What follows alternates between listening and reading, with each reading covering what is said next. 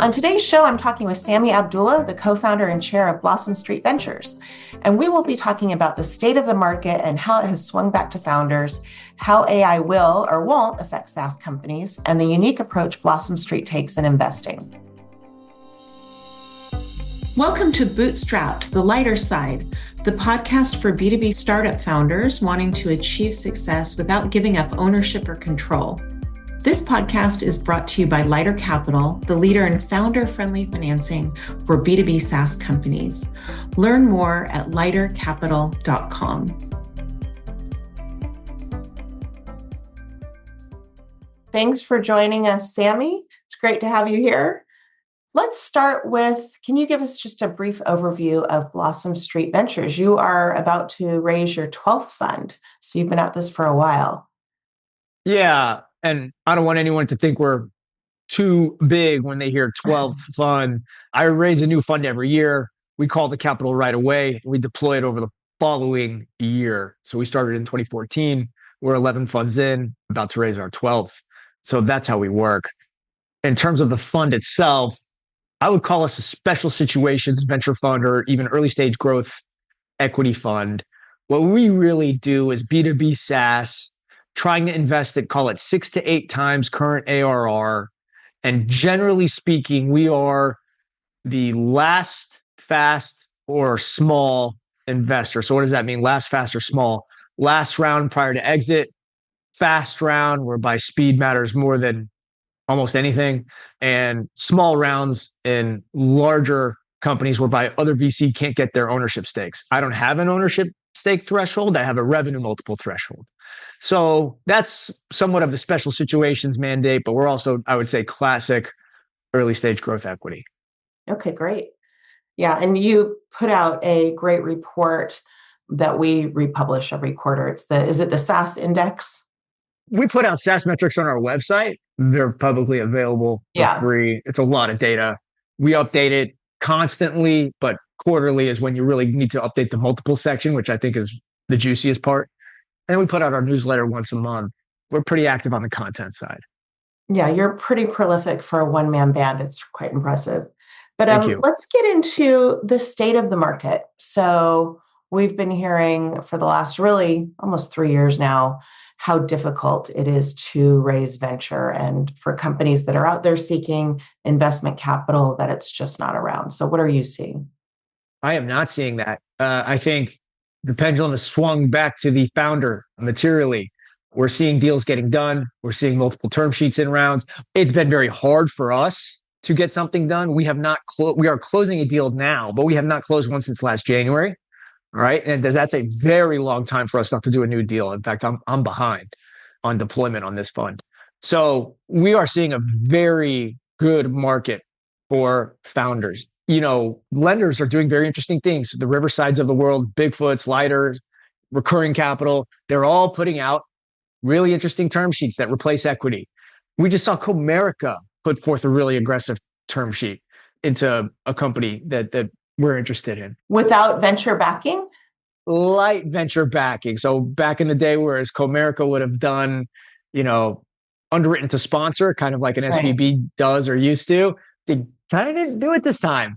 So we're seeing on the private credit side, we're seeing strong demand for venture deals. We're seeing plenty of companies ask for very aggressive valuations that we certainly won't sign up to, but somebody is signing up to, because those companies are not boomeranging back to us, right? We'll email them 3 months later and, oh yeah, Sammy, we closed our round. Thanks.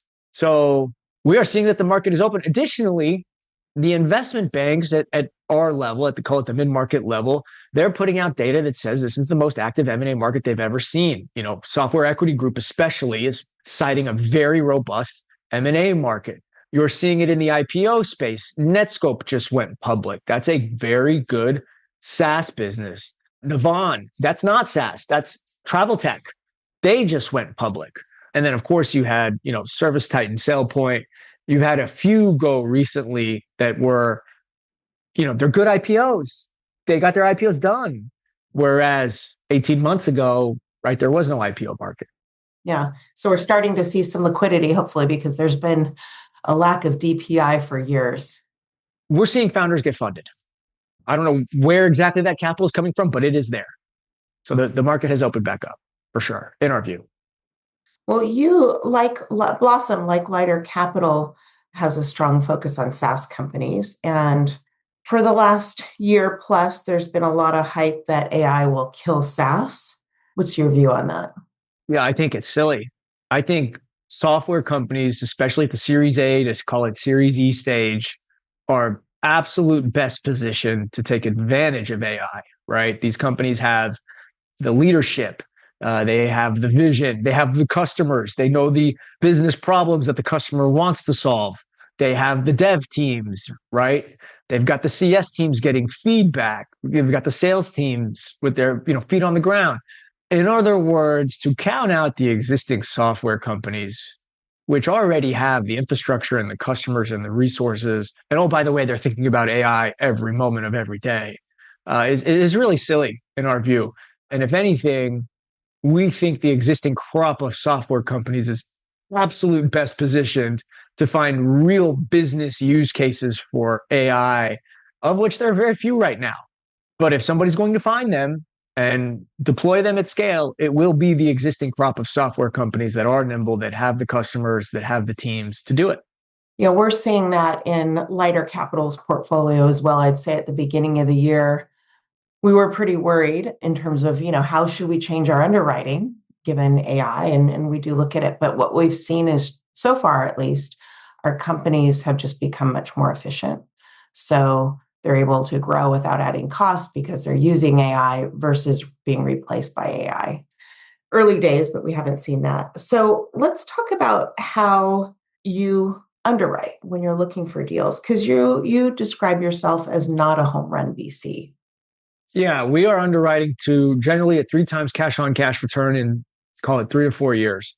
We are not looking for 10Xs. We are not looking for portfolio returners. We like companies that I think the Valley would consider as modest, right? That they won't get out of bed for. So when you're underwriting to call it a 3 to 4 times cash on cash return in 3 to 4 years, these are real businesses. These are companies with 30 plus employees. They've got at least 2 million of recurring revenue, probably more like 3, 5, 8 million of recurring revenue. They've had real experience. The founders have had some success. The founders have also had, plenty of setbacks. They've learned on other investors' capital, earlier investors, right? Those are the kinds of companies we want to underwrite to. And when you are investing in what I would call a real company like that with real customers, real ICP, you can do real quantitative work. So for us, it all starts with the numbers. We're looking at the SaaS metrics, the retention, the cash efficiency, the cohort performance, right? We're looking at who are the customers. We're looking at what kinds of contracts those customers sign up to. So it's that kind of more quantitative analysis, getting into the data and setting aside what we would consider qualitative fluff, like size of the market, IP, patents, who your competitors are, what moats you think you have. That's all really nice MBA talk. But at the end of the day, we think the data tells us how good is the product? Does it have real product market fit? So we're very data driven, and it's part of what allows us to move so fast and really be, kind of cold-blooded about how we invest. It's a very clear analysis. What does that mean, kind of cold-blooded? Are you not looking at team? No, not at all. Yeah. I mean, look, most of our founders are first-time founders. Let's use an example. Let's suppose somebody comes to you and has this roster of all rosters on their team, but their numbers are pretty mediocre. And then somebody else comes to you and it's a first-time founder, and man, they've got 110% net dollar retention. They've got very good cash efficiency, adding at least $1 of high-quality net new ARR for every $1 of net loss, right? But that person hasn't done anything before. Who should you invest in? To me, it's not a question, right? Set aside the team that's got the crazy resume and the really good resume and go with the team who's actually posting numbers, even though they might be first timers. So we think that numbers indicate the quality of the team or the quality of the IP or the strength of the moat or any other qualitative saying one wants to throw out. The numbers tell you how good the qualitative is, not the qualitative does not tell you how good the quantitative is, right? That is a really different and unique take. Of course, everybody says the numbers are important and they dig into the data. I mean, every VC says that. But I think almost every VC I've spoken to when I was a VC will say that the most important thing they look at when making an investment decision is the team. I don't even know what that means. Well, it's very subjective, right? Right. Right. So do you like the person's handshake? Like, does the person, are they charismatic? I don't know what it means to look at the team, especially if you have real data that you can look at, real performance, real metrics, real retention, real cash efficiency figures, real margin data. Like, what does it mean to say, oh, we analyze the team? Like, what? All right. So does that mean all first-time founders are just out? First-time founders, welcome. Come to Blossom Street, right? Sammy at blossomstreetventures.com. Well, they might have a good handshake, so they might be in. Yeah. No, you email me. We welcome the cold inbound. Look, I'm 12 years in. That's not 50 years, but that's not 2 years. So far, so good. Putting the quantitative ahead of the qualitative. I really don't have the qualitative skill set. I'm not the person that can sit there and meet a founder and just tell this person's got it. I don't have that. So I have to rely on the numbers. Maybe that's a friendlier way of putting it, where I emphasize quantitative over qualitative, whereas other VC emphasize qualitative over quantitative, maybe because they're better at it than I am. I don't know if that's the case. Tell us about your evaluation process. When companies come to you, what's the best way for them to approach you? Do you need a warm introduction? No, Sammy at blossomstreetventures.com. Email me anytime you want. And what I tell all founders is, if you're approaching any VC, all you really need is a very tight 4 to 5 sentence paragraph saying who you are, sprinkling some metrics, right? Sprinkling the structure, what you're raising, how much you're raising, the pre-money, name drop a couple customers. That's it, right? That should be enough. So if you're reaching out to Blossom Street, if you're reaching out to me, just reach out cold, 4 to 5 sentences. We'll get on the phone. If we're not a fit, I'll tell you no right away. If we are a fit, we'll get on the phone. We'll talk about the raise, what you want to do, who your ICP is, why you think you're nailing them, and hence why you should raise money. And then we'll get right into the data. The most important piece of data, in my view, is MRR by customer by month. That is where the analysis starts. That's the crux of any software investment. Income statement comes next. How much is it costing you to add high quality, highly retentive net new ARR?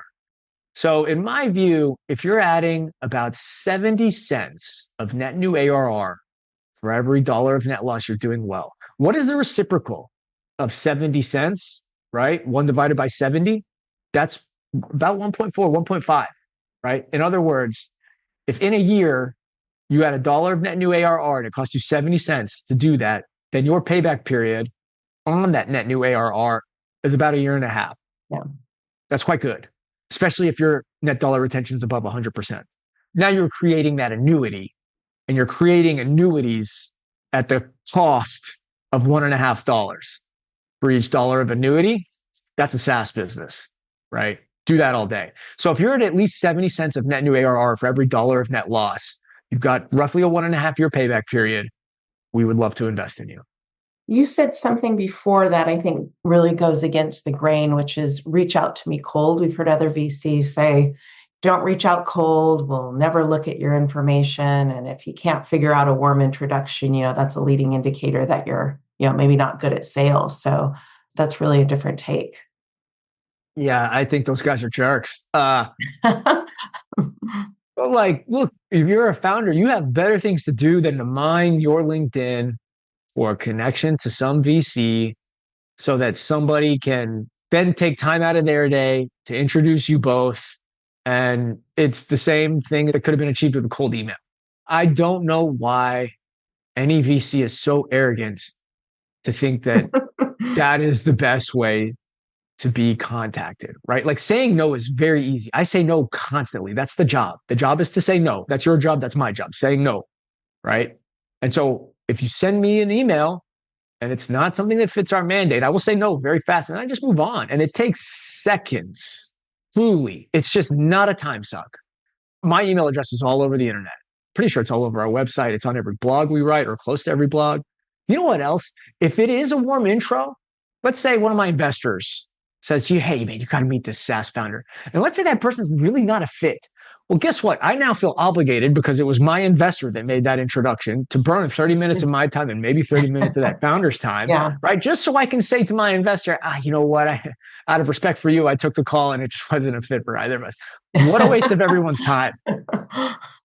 I'd almost rather you reach out cold so that if it's a no, I can just tell you no and we can both move on versus we have to do a dance because somebody important made a warm intro. Very refreshing take. Love it. Thank you. Advice for founders when they're fundraising. Be tight. You need extremely crisp and succinct messaging, right? So for instance, if you're cold emailing, 4 sentences, maybe 5 at most. Your pitch deck, I don't know why it needs to be more than 10 slides, right? Maybe it dips into the low teens because you put a contact page there, right? In other words, be very succinct and direct as to what you want. And fundraising is super hard. I do it, you do it. It's really, really challenging. The faster you can squeeze out a no, the better. We all know that. That's not new information.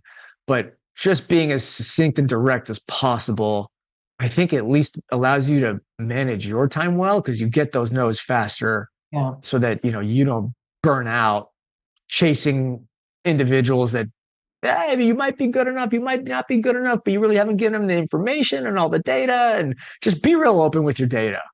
I'm not a big fan of, you need to sign an NDA and like, oh my gosh. Do you ever sign NDAs? Sure, all the time. It's our NDA. It's our form NDA, right? And I send it over pre-signed because I don't want to do all the back and forth. Now, if you send me an NDA, I'm going to insist we sign ours, right? Yeah. Because if you say, I'm not a lawyer, you just sent me a legal document. As a responsible fiduciary, I now have to call a lawyer, my lawyer, right? Bella Wood, they're fantastic, but no one's free. Just to review your NDA, I'm not going to do that. So I'm just going to insist we sign ours. Mine's pre-signed. It's pretty normal. Let's move on and get to the quick no or, 3 to 4 week, 5 week yes. Best pitch you've seen from a founder in your almost 12 funds? Nobody jumps out at all. Not even the people in our portfolio. And I think the insight from that comment or that answer is that fundraising, no one's a professional fundraiser. It is hard. As investors, a good investor will give you plenty of grace. So for instance, you don't need to spend tons and tons and tons of time refining every word in your deck. You're going to do it. I do it when I'm fundraising, right? We all do it. But nobody has a blow your mind pitch. At least when you ask that question, I can't rattle off a specific founder or a group of founders where, oh man, so-and-so's pitch, so good. Let me tell you about it. It's just because this is hard and no one's a professional. And so be succinct, be direct. You will not be perfect. That is okay. The good investors will understand and they will find you that understand it. Changes in the market you've seen since things have really cooled off in the last 3 years. And is it good or bad? I think companies put too much focus on profitability. Okay. So we put out the data. Talk to any banker that's worth their salt. They will tell you a percentage point of growth is worth far more than a percentage point of profitability, right? Operating margin is worth far less than percentage growth. And sacrificing growth for profitability is a very bad idea, right? Let me take that further. If you are one of those SaaS businesses that is cash efficiently building that annuity, the way we talked about earlier, whereby your payback period on net operating losses, 1.5 years or better, please continue burning cash. Keep building that annuity. You will build far more enterprise value building for growth in that scenario than you will trying to squeeze out more profitability at the expense of growth, because profitability is not free, right? Turning up growth generally requires you to turn down profitability, right? And vice versa. And the statement I've just made also flies in the rule of 40. I think the rule of 40 is a really lazy saying, right? Yeah. Because again, the rule of 40 assumes that growth is worth the same as profitability, and they are not. They are not valued the same, not even close. The data is in one of our blogs that we've written recently. So I think companies have become way too focused on profitability, whereas what they should be focused on is really good cash efficient growth. That's one dynamic we've seen in the past few years. I understand why we've gone that direction. Well, when it's difficult to fundraise, you sort of don't have a choice, right? Totally. There was a nuclear winter. 2022 was SaaS's recession. Late 2022 into 2023, the rest of the world was fine. SaaS went through its recession. Undoubtedly, multiples got sliced in half from where they were during in COVID, right? And so if you are forced to achieve profitability, of course, go do it.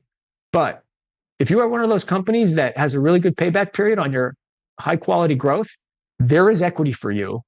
And continuing to build that growth and using equity from a firm like ours or using debt from a firm like Lighter will build far more enterprise value in the long term than rushing to profitability. That really stands out to me. That stands out to me. It's obvious, but it's a contrarian view lately in the last probably 2 years. Super contrarian. Everybody loves talking about profitability. Yeah. I think you have to get to profitability if you have to, because there's really not another dollar out there for you because you've been so cash inefficient, right? I think public investors maybe have a different view, at least IPO investors. Let's use the word IPO, right? Because all the IPOs we've seen, they are either profitable in their latest quarter or like trending there quickly, right? So maybe for the public markets, it could be different. But at this stage, at our stage, Series A, Series B, Series C, there is equity for high quality companies building up that annuity cash efficiently. I do not think it's appropriate to rush to profitability because there is equity out there for you. If you don't have to, right? Or debt. Yeah, if you don't have to. If you have to, you have to. If you have to, that means there's no equity for you and there's no debt for you. So, Sammy, what's your view on the market ahead? What's 2026 going to look like? I don't think the AI bubble necessarily pops, but I do think AI does not prove its value in 2026 at scale. At scale. Is it happening in pockets? Absolutely. At scale, economy-wide, no. I do not believe AI has its panacea moment. I think software companies continue to grow nicely. I think the economy continues to grow, albeit not at the rate it could grow at. That's a political topic. I'm not going to continue to touch that hot iron any further, but we will continue to grow. Earnings are strong from all the publicly traded companies that are coming in, right? Earnings are coming in strong. They're beating. You are entering an environment where interest rate cuts will happen, right? Because the president gets to pick a new Fed chair, and that Fed chair will be biased towards lower rates. And so who cares what happens in December when you know during 2026 you're going to get a material level of rate reduction. You've got a tax benefit coming to everybody in 2026, or at least corporations. So you've got quite a few tailwinds for the economy overall. I think it's a wonderful time to be a software business. I don't think AI proves itself, but I think cash efficient growth, at least in software, will never go out of style, and it's not going out of style in 2026. So the market, I think, will continue to improve for software as it has since, let's call it late 2022, when, I think software really bottomed. Well, Sammy, thank you for those very interesting and somewhat contrarian insights. Love it. You've said you welcome cold inbound from SaaS companies. You don't need a warm introduction to approach Blossom Street Ventures. Is it Sammy at blossomstreetventures.com? It is. Okay. And 2 million ARR minimum is what you want to see, your ICP? 2 million plus of ARR. Really, I want anyone to email me that's a software business, period. If you're just starting, if you're at 1 million, if you're at 250,000, I'll say no very fast, but I'm going to record your name. And in 6 months, 12 months, 18 months, I'm going to say hello and remind you that we exist. So that's Sammy, Sammy. And please reach out. I will respond. Yeah. And we've worked with you, I think, several times over the years. And you're in our preferred VC program now. And we can say that, you're fantastic to have on the cap table. So I'd encourage anyone that meets that criteria to reach out. Thank you. Yeah. Just software businesses, reach out. If you think you're going to be raising equity at some point in your life, say hello. We will correspond. I really enjoyed this, Melissa. It's fun to chat. It's fun being contrarian. Let's do it again. Thanks again to Sammy for joining our podcast today. And to learn more about Blossom Street Ventures, visit blossomstreetventures.com. That's BLOSSOM streetventures.com. We hope you enjoyed this episode of Bootstrapped, The Lighter Side. To receive future episodes, subscribe using your favorite podcast platform. And if you enjoy this show, please share it with other fellow founders and entrepreneurs. For more insights, helpful tips, and to learn more about founder-friendly financing options, visit us at lightercapital.com. That's LIGHTERCAPITAL.com.